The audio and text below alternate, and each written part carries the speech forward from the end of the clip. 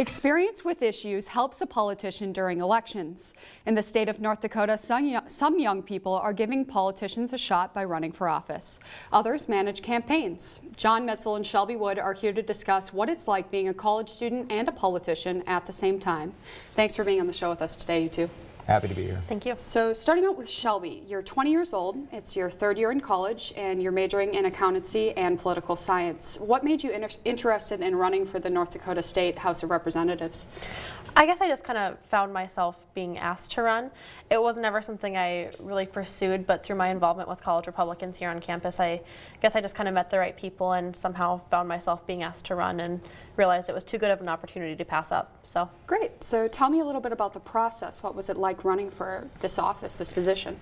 Once it was decided that I was running, the first thing we had to do was basically become nominated by the party, if that makes sense, and be decided that we were going to be the ones running, me and my running mates, that is. Mm-hmm. And then after that it was the primary election, which just solidifies that your name goes on the ballot in November.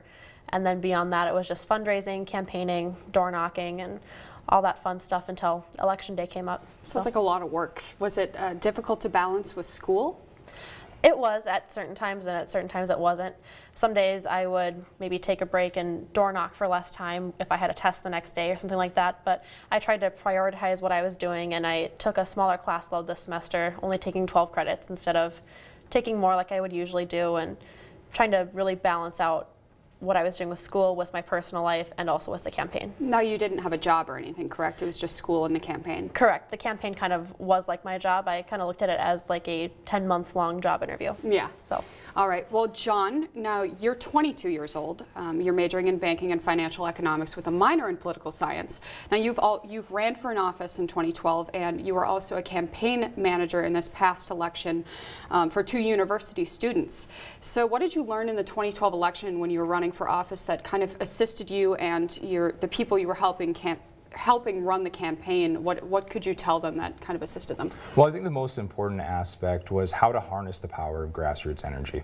So you look at history, and all of the big grassroots movements primarily involved a lot of young people. Mm-hmm. And Robert Loff and Lucas Baper, the college students I managed under NDSU, I mean, they were popular students on campus. They had a tremendous social network, and they had a lot of people that were willing to help. Back in my campaign in 2012, I had a lot of people that were willing to help. I didn't necessarily know the best way to put that to the utilization of the campaign. And I think bringing that knowledge to the campaign in District 21 was very beneficial.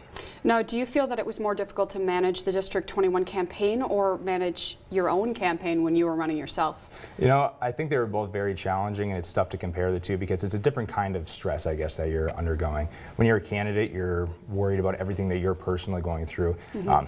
When you're a campaign manager, you're worried about everything that you're putting them through. Mm-hmm. And you want to make sure that you're making the right decisions for them because their outcome, a lot of it's going to be on your hands. So you want to make sure that you're doing the best job possible. All right. Now, Shelby, what was it like running against older people, you know, people who might have a little bit more experience in the field than yourself?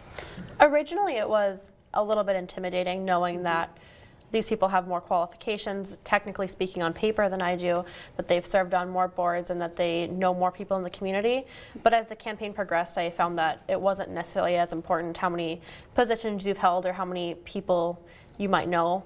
It's more about how much hard work you put in and how willing you are to work for what you want. And I think that's something that people of North Dakota really respect, is a candidate who is willing to work hard and willing to do whatever it takes to win in a respectful manner.